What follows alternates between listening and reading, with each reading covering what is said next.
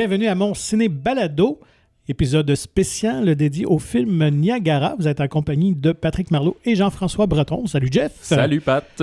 Donc on a eu l'immense bonheur de rencontrer le scénariste et réalisateur du film Niagara, Guillaume Lambert, et aussi un des comédiens. J'ai quand même une personnalité, je pense qu'on était quand même assez heureux de rencontrer, n'est-ce pas? Ben oui, un héros d'enfance pour moi, François Pérusse. Qui c'est son premier rôle majeur d'ailleurs. C'est drôle, c'est ça qu'on se dit hors d'onde. D'habitude, je réécoute l'entrevue avant, fait que là, ça fait quelques jours quand même, fait que je me souviens plus de tout ce qu'on a abordé. De mémoire, il y avait notamment la genèse du film, parce que c'est quand même une crise existentielle de cinquantenaire écrit par quelqu'un de mi-trentaine, fait que c'est assez singulier. Fait que qu'est-ce qui l'a amené là?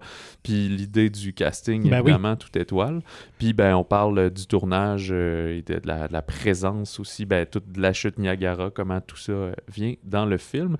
Je pense que c'est comme une des entrevues, les entretiens les plus drôles qu'on a eu. Les gars étaient vraiment relax. Et pourtant, c'était une grosse journée de promotion. C'était pour la première mondiale au Festival de cinéma de la ville de Québec. Fait qu'il y avait une bonne journée, là, les entrevues s'enchaînaient. Nous, on était peut-être le seul podcast, là, mais sinon, plus radio, télé, journalistes, tac, il y avait plein de comédiens présents. Fait que c'est pour ça, malheureusement, on n'a pas pu non plus s'entretenir avec toute l'équipe, là. Tout le monde était bien affairé, mais les gars étaient de super bonne humeur et très participatifs. Oui, c'est ça, très généreux de leur réponse. Donc, sans plus tarder, on enchaîne avec cet entretien-là, encore avec Guillaume Lambert et François Pérusse. C'est avec grand bonheur qu'on a avec nous dans cet épisode spécial sur Niagara le scénariste et réalisateur et aussi comédien, Guillaume Lambert. Bonjour. Et une des trois vedettes tête d'affiche du film, François Pérusse, avec nous également. Bonjour. Salut. Merci les gars d'être avec nous. On a plein de questions, mais... J'espère, on s'est déplacé. C'est ça. Là, les deux, on s'est déplacés finalement. Tout le monde s'est déplacé dans cette histoire-là. Ça serait bien d'avoir des questions. Faut dire qu'on est dans la suite présidentielle du Concorde présentement. Fait que c'est un peu bizarre pour... Il fait chaud. Il fait chaud. Le président a chaud. Le soleil est bon. Oui. C'est un film qui parle de quinquagénaires, de personnes dans la cinquantaine qui démarrent des crises. Une crise de vie, peut-être. Qui vivent une crise, plutôt. Ils ne provoquent pas des crises. Ils rentrent pas chez le monde en disant « Toi, mon tabac! » Non, ils... mais toi, comment ça t'a interpellé, Guillaume, dans le sens, comment tu t'es mis à écrire sur te projeter dans 15-20 ans? On s'entend que c'est loin de toi, quand même. Tu regardes déjà la moto que tu vas acheter. Oui, c'est très bien me connaître, savoir que j'aurai une moto à 50 ans. C'est tout à fait mon goal. Je te vois. Peut-être un petit scooter, une Vespa, un Spider. Peut-être une 3 roues, un Spider. Pas tomber. Soit juste pas tomber. C'est plus stable, les spiders. Comment? Cinquantaine. Ramener à la situation. En fait, c'est le terme de la chute qui m'a d'abord interpellé. Je voyais ce personnage-là en haut du pont de la chute Montmorency, avoir des idées suicidaires, qui venait de tout perdre, donc qui venait de chuter. Métaphoriquement, puis là, qui allait apprendre à se relever et que ses idées suicidaires étaient avortées par le fait que un des membres de sa famille venait de décéder. Puis là, je suis retourné dans les faits divers qui m'inspirent beaucoup, c'est-à-dire les morts niaiseuses. Puis j'ai vu que des gens étaient morts d'Ice Bucket Challenge autour de 2014 parce qu'ils avaient voulu impressionner la galerie avec une trop grosse chaudière. Ça leur avait cassé le cou, etc., etc. Fait que là, je trouvais vraiment que le thème verser de l'eau, finalement, c'est souvent un baptême, là, ça représentait la mort. Fait que la chute d'eau est apparue. Je me suis dit d'une chute à l'autre. Donc, pourquoi pas partir de Montmorency pour aller à Niagara? Puis en faisant des recherches, j'ai trouvé que Niagara, ça voulait dire le tonnerre des eaux. Puis là, je me suis dit, ça c'est intéressant. Ça va témoigger de la colère intérieure de tous les personnages. Puis là, paf, j'ai vu la face à François Pérusse. OK. Parce que Guillaume était plombier avant. C'est ça, oui. Ses affaires d'eau, lui, Wow. C'est ça. Oui. Des fois, quand ça débouche d'un coup, c'est comme un torrent. Là, exactement. Ouais, tu sais, merci, très habile comme de l'idée, des idées dans la suite, dans les idées. Oui, c'est ça, mais je suis très instinctif dans la vie. Puis là, voilà, une idée en emmène une autre. Puis Niagara a pris forme tranquillement comme ça. Puis là, je me suis dit, s'ils vont d'une chute à l'autre, ce sera un road trip. Puis il faudrait embarquer quelqu'un dans ce char-là. Puis là, rapidement, j'ai vu que le deuxième frère, c'était Éric Bernier. OK, fait que ton casting, c'est pas mal tes mélange tes premiers des deux. choix. Un mélange des deux. C'est rare que j'écris pour quelqu'un, mais j'avais envie de le faire pour François parce que j'étais très inspiré. Puis est-ce que tu lui as demandé un peu l'accord avant de commencer à écrire ou t'as dit je me Ben, mouille? j'ai texté la veille du tournage, j'ai dit tu l'as demain? Oui, ça a commencé de même. Ça donnait que t'étais déjà sur le pont avec des Ben, yeux c'est noirs. ça. Passé par là. Ben, j'étais là, le short était juste à côté. Tellement beau Et Québec. toi, comment tu reçus Mais il m'a cette demandé, proposition-là, en fait, c'est vrai qu'il m'a demandé avant que la première fois qu'il m'en a parlé, son texte n'était pas encore complètement écrit Ok. ou pas. Mais Pas du tout, en fait. J'avais Ouais. vraiment... J'avais l'idée, mais j'avais vraiment envie de l'écrire pour lui. J'avais jamais fait ça, ce processus-là, mais j'étais très inspiré. Puis comme François est quelqu'un de très vif d'esprit, très intelligent, très empathique, je trouvais que ça allait bien avec mon personnage. Puis j'avais vraiment envie de faire ce personnage-là pour toi. Est-ce que Ben, toi, tu as écoute, eu la chienne à cette proposition-là ou tu t'es dit au contraire, Oui, mais moi, je j'avais t'ai pas prêt à de- essayer tout, puis let's go, on fonce? Ben, en fait, la première chose que j'ai dit à Guillaume, j'aimerais mieux trouver quelqu'un d'autre pour jouer quelqu'un qui est comme moi. Mais non, ce que j'ai dit, c'est que j'avais peur. J'avais peur parce que j'ai pas d'expérience là-dedans. Moi, je joue mes trucs, mais j'ai jamais joué. Puis surtout, un film, le cinéma, c'est un autre palier. C'est une autre affaire. Puis quand Guillaume m'a dit ça, j'étais extrêmement flatté. On avait eu une petite expérience ensemble. Il m'avait invité à faire la narration de son premier long-métrage, puis tout ça. Puis on s'est rencontrés là, puis ça a été super de fun. Et j'ai adoré ça. Mais quand tu m'as rappelé, j'ai adoré y parler, mais quand tu m'as parlé d'un rôle important au cinéma, j'ai eu Équetel. Là, j'ai eu peur. Puis c'est lui qui me rassurait. Il dit, tu sais, t'as Équetel, mais c'est moi qui J'ai réalise. jamais utilisé ce mot-là. Moi, Jamais non. utilisé le mot Kettle. C'était aussi une marque de disque. Tu une marque de bonbons aussi? Des C'est vrai? Kettles? Des Kettles? Non, il y a un S. Il y a un S. En tout cas, C'est pas un Skittles que Ben t'as oui, ben enlevé. oui, Ok, là, c'est voyons. Fait que c'est ça, j'avais les Skittles. Puis à un moment donné, j'ai dit à Guillaume, j'ai peur de me tromper dans mon texte. J'ai peur de tomber en bas des Hey, t'es marches. arrivé tellement préparé, là. Tu m'as vraiment impressionné, pour Ah, vrai. ben, je voulais pas me tromper. Puis des fois, je me suis dit, j'avais peur d'être trop préparé. Non, Tu au vois, contraire. Il était super préparé, puis ben évidemment, quand on choisit un acteur dans un film, il y a toujours comme un peu un pari, surtout que j'ai fait aucune audition pour ce film-là. Puis ben quand, au jour 1, 4 ans après l'avoir écrit, qu'on a dit action, ben évidemment qu'on s'est tous dit, hey, on a-tu fait de la bonne affaire? Puis là, il a dit un mot, puis on savait qu'on avait fait le bon choix. T'étais déjà en contrôle. Puis comme t'es un musicien aussi, t'es habile avec les partitions, ça se voit que t'as une compréhension du sens, de la musique, de l'interprétation. Fait que ça a été très facile, en fait, de te diriger. Ben, Guillaume, en fait, il était plus comment je pourrais dire, un accompagnateur qu'un directeur, parce que les sentiments qu'il espérait avoir des personnages qui étaient là, il nous les communiquait. C'était pas « fais ci, fais ça », là.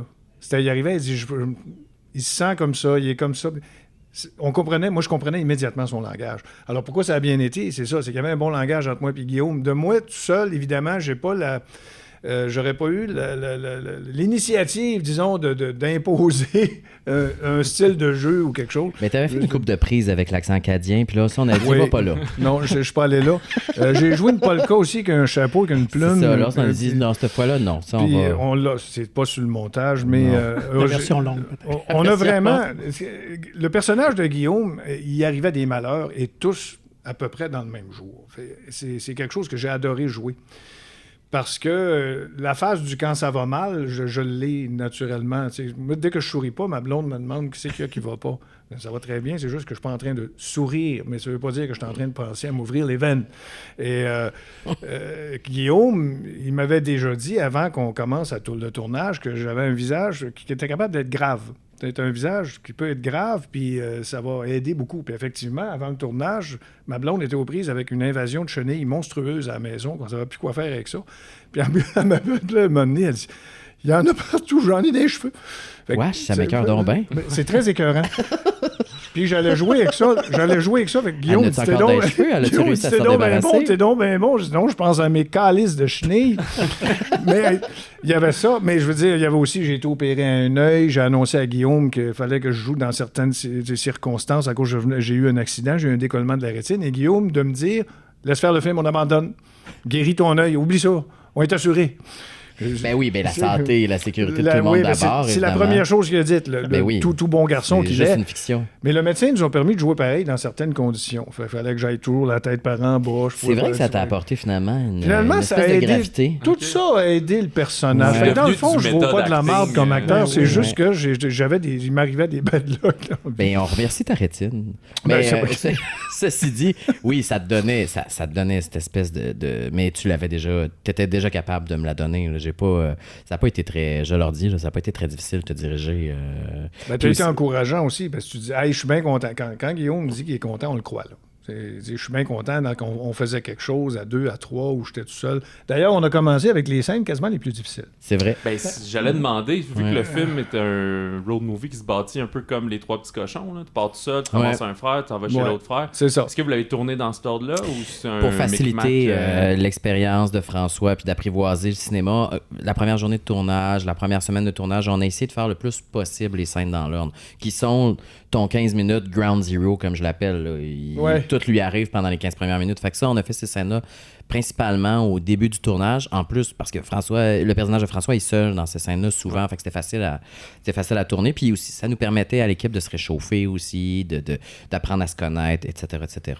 Fait que oui, ça t'a permis de te familiariser avec le rôle puis avec le projet. Puis moi, j'y crois beaucoup aussi que l'expérience de tournage le film en sera témoin, le film en sera teinté. Fait que on a essayé de l'intégrer. Puis il y a toutes sortes de choses qui nous sont arrivées pendant ce tournage-là. Oui. La météo, il y a des affaires qui sont arrivées qui font partie du film. La grossesse de Catherine Levac, elle m'a averti 3 semaines avant le tournage du film qu'elle était enceinte de jumeaux. Puis ces scènes étaient au début, puis à la fin du tournage, elle m'a dit ça va paraître au 29e jour. Puis j'ai dit, parfait, je dormais là-dessus. Puis le lendemain, j'ai dit, ton personnage va être enceinte. Puis c'est une des belles trouvailles du film. J'y aurais pas pensé par moi-même. Puis ça devient super intéressant. Ça ajoute une couche Exactement. à son personnage. Sans jeu de mots, ça ajoute une couche. Ouais, sans mauvais jeu de mots. C'est ça.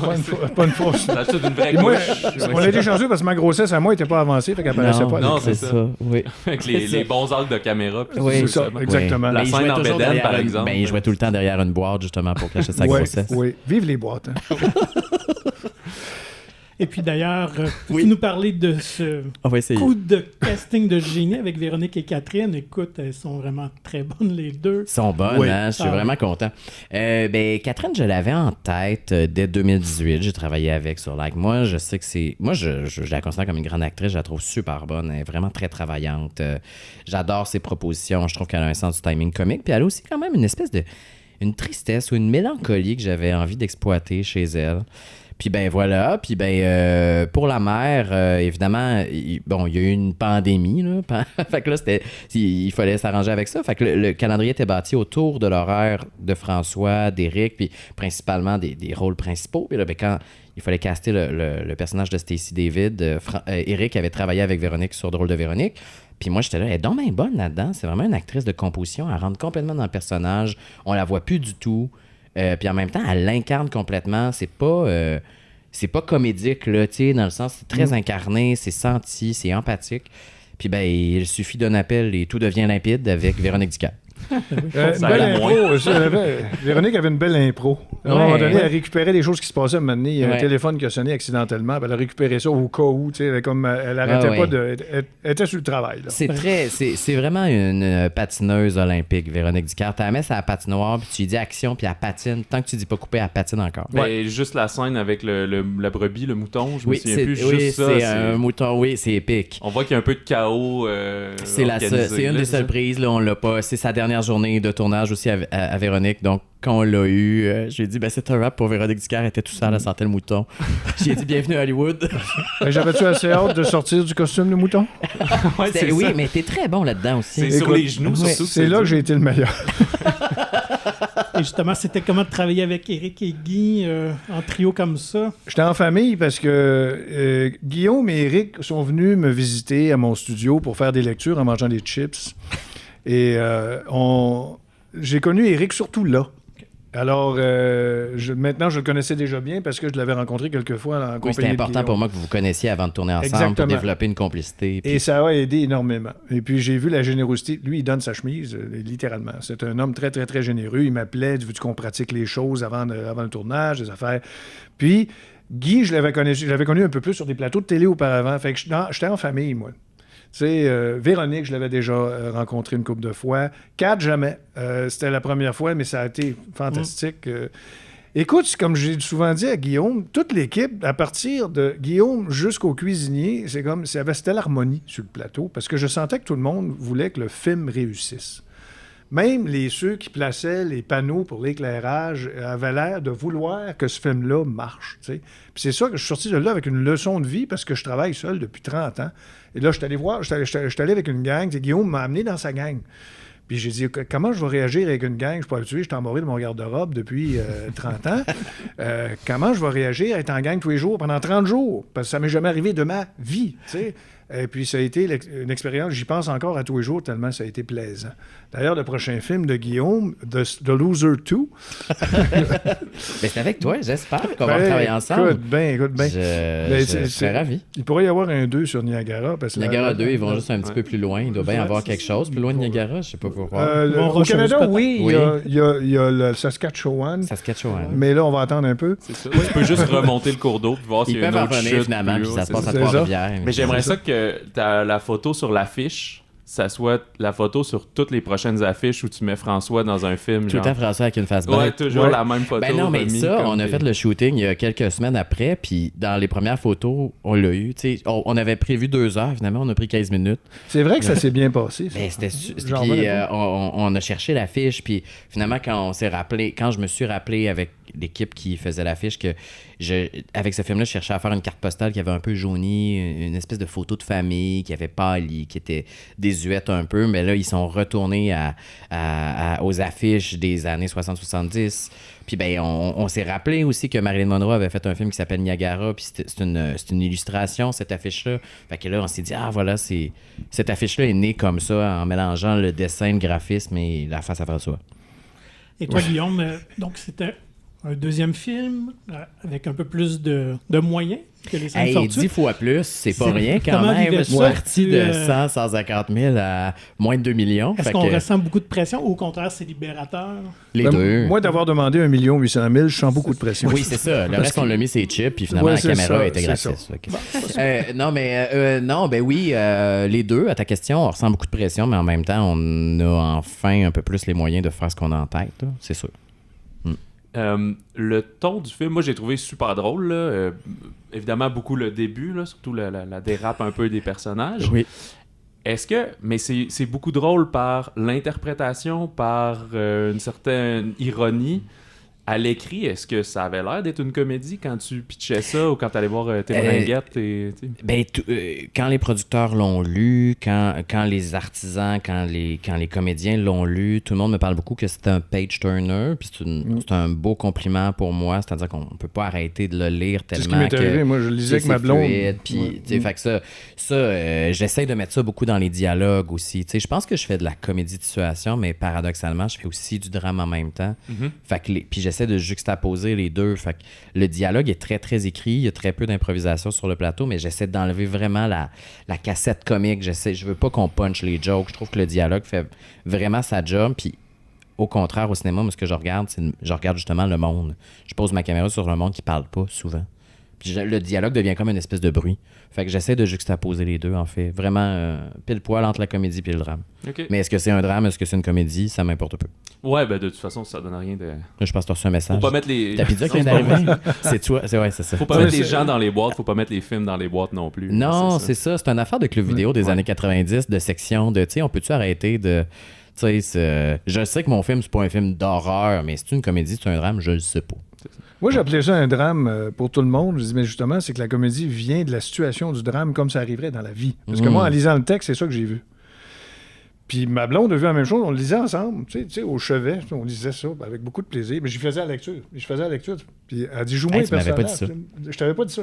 Tu l'apprends aujourd'hui. Ouais. Je lisais à Mélanie le film, puis elle reconnaissait les personnages. Ça, c'est Léo Louis, ça, c'est sûr. Puis en lisant les textes, je voyais que le dialogue par lui-même avait une fantaisie, avait une drôlerie, sans, comme tu dis, tirer sa joke. Parce que tirer sa joke, ça paraît. C'est comme, j'ai voulu faire un punch sur cette ligne-là, ça paraît, c'est gros de même. Alors que dans ce film-là, on pourrait dire dans la vie, quelqu'un qui a de l'esprit, moi, je viens d'une famille où il y avait 14 oncles et tantes, il y avait tout de l'esprit. Mais il forçait pas une joke, il parlait, il faisait une réflexion sur quelque chose. Et c'est ça que j'ai revu dans le film de Guillaume, c'est qu'en parlant avec l'esprit que t'as cette chose drôle qui sort, sans que ça ait été forcé. Puis c'est ça que je trouve qu'il y a la magie dans ce script-là. Et ce script-là était pas mal respecté parce que moi, quand on était allé jouer le film, j'ai vu que c'était ça qu'on jouait. J'ai essayé vraiment d'être très fidèle au scénario aussi. J'aime pas ça décoller complètement du scénario. Tu sais, j'ai quand même ce petit côté-là où, tu sais, les choses ont été écrites, puis j'aimerais ça qu'on les fasse comme c'est écrit. Tu sais, c'est ça. Mais en même temps, je suis très sensible à ce qui se passe sur le plateau. Je saisis l'occasion là, de faire de quoi. Quand le vent nous souffle d'en face, ben finalement, j'en fais une force de la scène. Tu sais. Fait que la réécriture vient plus de la mise en scène que du texte. Si t'as mettons, tu tournes la prise comme tu veux, est-ce qu'après tu donnes la liberté d'en refaire une ou là, on improvise plus ou dans le fond, elle est faite et réussie? Ça dépend. Il n'y a pas une scène de pareil. J'aime beaucoup le brouillon puis les erreurs dans la vie. Fait que je suis vraiment beaucoup un gars de première prise. OK. J'aime ça, l'espèce de fébrilité. On l'a pas trop placé. On a dit action. Ça s'est passé de même. C'était naturel. C'était bien bon. Ça arrivait souvent. Ouais, j'aime beaucoup les premières prises. Dès les premières. Après, je trouve qu'on vient confortable. Puis là, on reproduit quelque chose qu'on a aimé. Alors que je trouve qu'il y a une fébrilité dans les premières prises que j'aime beaucoup. Puis autre chose qui m'a impressionné aussi, c'est qu'évidemment, l'horloge. On avait la COVID, on avait l'horloge, on avait tout ça. Et puis, on réussissait sans paniquer à faire des trucs. Parce que c'était bien... Ouais. Tout le monde était à l'aise avec Ouais. ce texte-là. Tu sais, j'ai remarqué qu'Éric était super à l'aise dans son personnage. Puis, moi, c'est mon personnage, Léo Louis. Qui a une moustache. Je l'aime tellement. Ouais. La scène où il apparaît dans le film, puis on présente...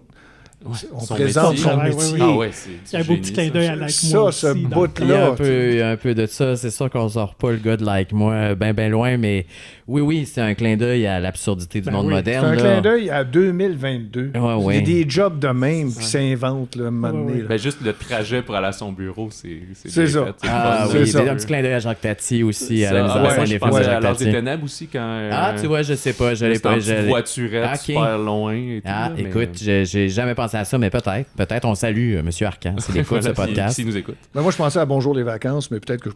Ah, moi, je pense à Salut Bonjour. Il y a quand même quelque chose de l'intro de Salut Bonjour dans ce film-là.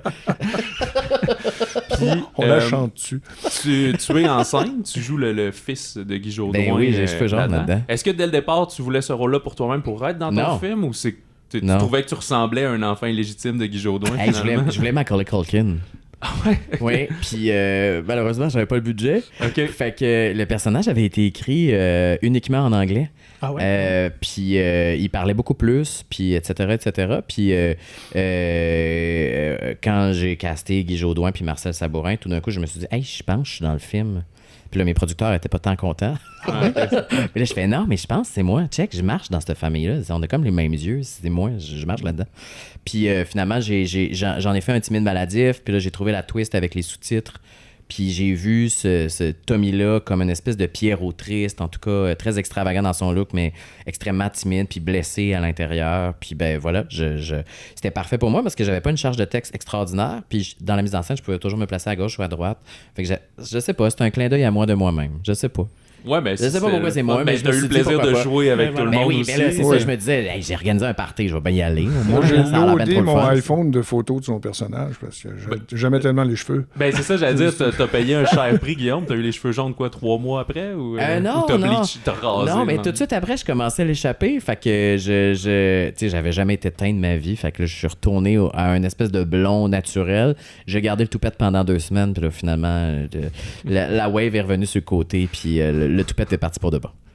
Excellent. Ben, en tout cas, C'est là-dessus qu'on se ben, je pense ouais, qu'on ouais, se c'est laisse sur ça. ça, l'histoire du monsieur. toupette. Merci Ben, c'est beaucoup. un beau moment. Et puis d'ailleurs, on ne l'a pas mentionné, c'est la première ce oui. soir, là, quand on va publier, ça sera déjà plus ce soir. Mais d'habitude, nous, à Québec, on a les 2 puis des 3e premières. Mais là, vous êtes Non, quand on même vient à Québec fébrile. en première En mondiale. Ouais. Ben, c'est Comment le on se sent, FCVQ. Ben, très fébrile. J'ai hâte que tu lises ça. Parce Ben que... oui, ben, je suis un gars de Québec et je suis content que tu fasses ça parce que moi, mon premier album, je l'ai lancé à Québec avant. L'album du Peuple Tombe 1, je l'ai lancé à Québec avant. Puis c'était bien important pour moi. Fait que là, je revis un peu un scénario 31 ans plus tard, dit-il, larme à l'œil. Je trouve ça extraordinaire comme addon. mettons. Ouais. Oui, Est-ce- puis la dernière scène qu'on a tournée du film, c'est la première scène du film qui se passe sur le pont de la Chute-Montmorency. Ah, Fait ok. qu'on on a complété le tournage de Niagara à Québec, puis on vient présenter le film à Québec 1 an plus tard. Moi, je trouve que tout est dans tout. Tout dans tout. Dernier petit truc, est-ce que tu as revu le film, François, depuis ou c'est la... J'ai eu un visionnement, puis j'ai déjà hâte de le revoir ce Ok. soir parce que je sais que je vais voir d'autres choses. Premièrement, Top Gun comme qui j'avais joue à expliqué côté. à Guillaume, j'avais pas. Eric m'avait prévenu que de se voir au grand écran, c'est dérangeant. Puis ce que ça m'a fait, moi, parce que la scène du début est tellement intense, ce que ça m'a fait, les premières secondes, OK, ça c'est moi, oh, gadon, c'est moi.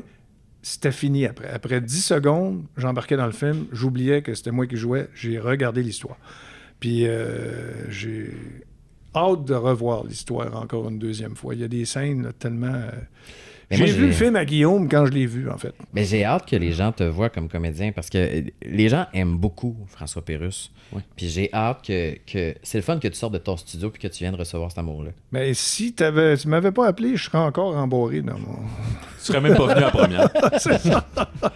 Bon, hey, merci. Merci à vous. Merci.